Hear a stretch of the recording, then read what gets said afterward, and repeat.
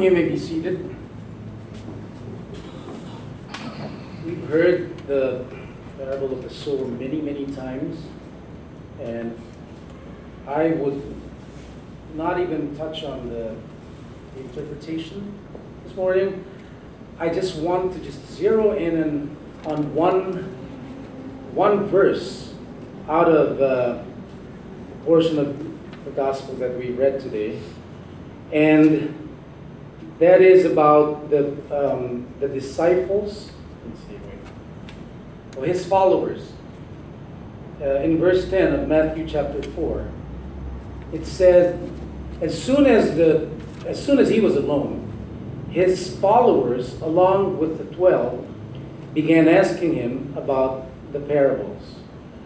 In my Bible, the margin there, indicating a footnote indicating the interpretation of followers. Followers were those around him, immediately about him. Those who were intimate, those who were close enough to him. Only they got the interpretation, the explanation, the enlightenment. The others heard the whole parable. But like Jesus said in the Old Testament scripture he quoted, seeing, they don't see. Hearing, they don't hear. Who heard? Those who were close to him. You know, it was said of John the Beloved, who would recline himself and lean on Jesus' breast, that he heard the heartbeat of God. Is that? And we need to intimacy with Jesus, with God, is what separates those who are enlightened and those who are not. How close we are to him determines the light of our path. In the Psalms, it was Psalm 40. It says, my iniquities have overtaken me so that I am not able to see. It separates us, it separates us from being close, or keeps us from being close to God. Psalm today says, I'm full of anxiety because of my sin. It paralyzes us. It disables our faculties, our hearing, our seeing. But again, those about him heard the explanation, and they saw more clearly because of their proximity to the light. You know, I can remember how many years ago? I used to do what I have my children do now to help me. I would show them something like very, very fine print and have them read it for me.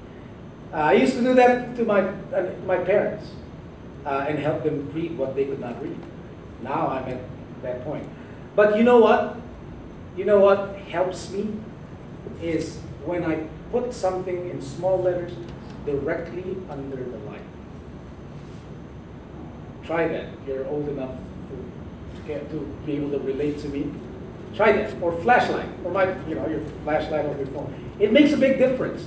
Big difference. Especially if you're taking medicine, right? There's instructions there. If you don't read the instructions, I don't know, medicine might kill you, or it might overdose on something or whatever. But that's the big difference. Sometimes life and death. Just because of enlightenment or the lack thereof. It's the first step. It's the first step toward letting our light shine, which is our calling.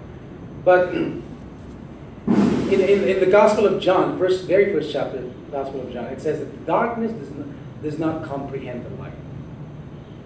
The thing is, the light is available to all. There is the true light, John says, that enlightens who? Every man.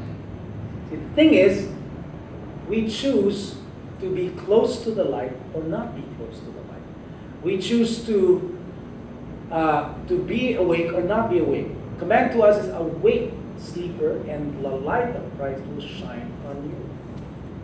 And it makes a big difference. Like I said, it could be a matter of life or death. Jesus came to his own, the true light, but those who were his own did not receive him. As many as received him, he enlightened, because he was the true light. But that's the first step toward arising and shining, because our light has come. We are to be close to him. We need to keep that proximity with Christ so that we are enlightened. And we need to let our light shine. You know, I drove by Marimar 1. I went through the gate.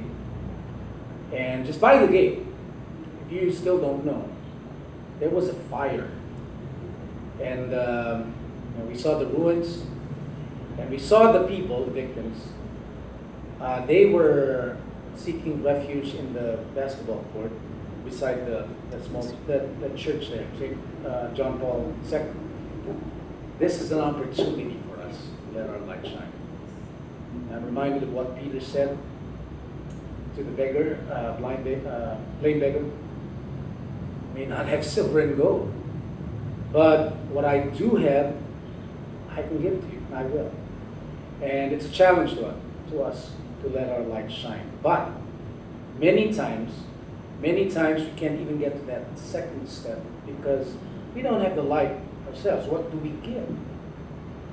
What do we bounce off of us if we don't first have the light in us? Challenge to us, especially in the season of Epiphany, which reminds us of our callings rather, to let our light shine before men that they may see our good works, glorify our Father who is in heaven. Heaven, kingdom, we belong to, and that's the way it is in that kingdom. Let us all stand.